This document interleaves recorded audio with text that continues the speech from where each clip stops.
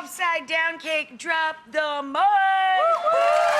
We make this right in the cast iron skillet. Yes, right in the cast iron skillet, the whole thing. I'm just starting by melting some butter, and I'm gonna add some brown sugar. A little bit, yes, because we're sort of faking a caramel. That's the other thing about upside down cakes. You make this saucy caramelness that's gonna be at the bottom with the fruit. And I mean, it's like old school, but it's perfect. Like it's just such a delicious way. It really is. So brown sugar, a little salt, and some lemon juice, which sort of just help set the peaches when you put them in. And I'm gonna cook it right here.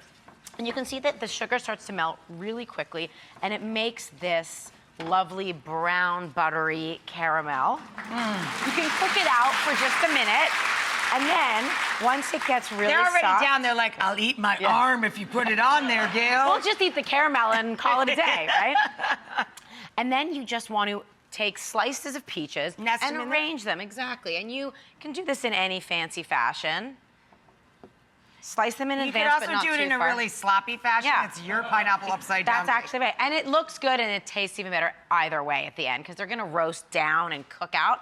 So I have them here. And then I'm gonna start on the dry and wet ingredients that make up the batter. So I have in here just butter and sugar. And to them, I'm gonna make them, you know, a little bit fluffy. And I'm gonna add 2 eggs. Is that butter and brown sugar, Gail? This or light is brown sugar, exactly, yeah, light brown sugar. And once those are incorporated, I'm gonna turn it up a little bit. I'm gonna add a little bit of full-fat sour cream. Yum! Okay? Underrated in baking. Yum. Right? And then just a little bit of vanilla. You know, a half teaspoon or so. I'm gonna just measure it like that. Yeah. A little splash again, just to add some flavor. And you can see that it's getting really battery and wet.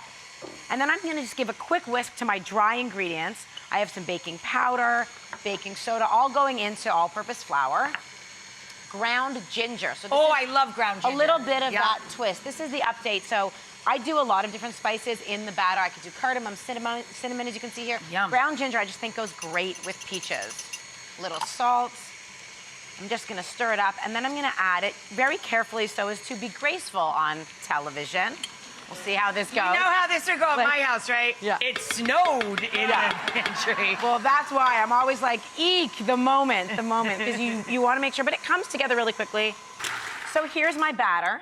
It looks very perfect. simple. I'm gonna turn off this heat, and then I'm literally just gonna pour and spread the batter over. Now, don't worry if it is sort of clumpy, because it's thick, it's a batter. It'll even out in the oven, right? That's right. Yeah. It totally smooths out in the oven.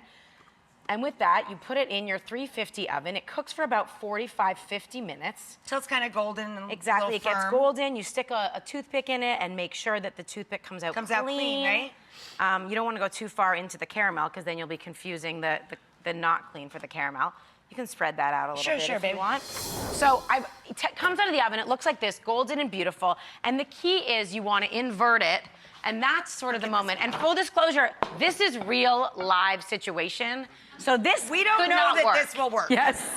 We're just gonna take it for reality, people. Let's do it. So I've cooled it. Thank Turn you. this on? Yes, please. I've cooled it completely. This is my trick to getting the inversion to work. Cool it 100% completely so that it is totally cool to the touch. Then put it on heat just for like 10 seconds, just so that the caramel starts to loosen a little bit, but everything else is still intact. You're kind of coaxing it along. along. That's right.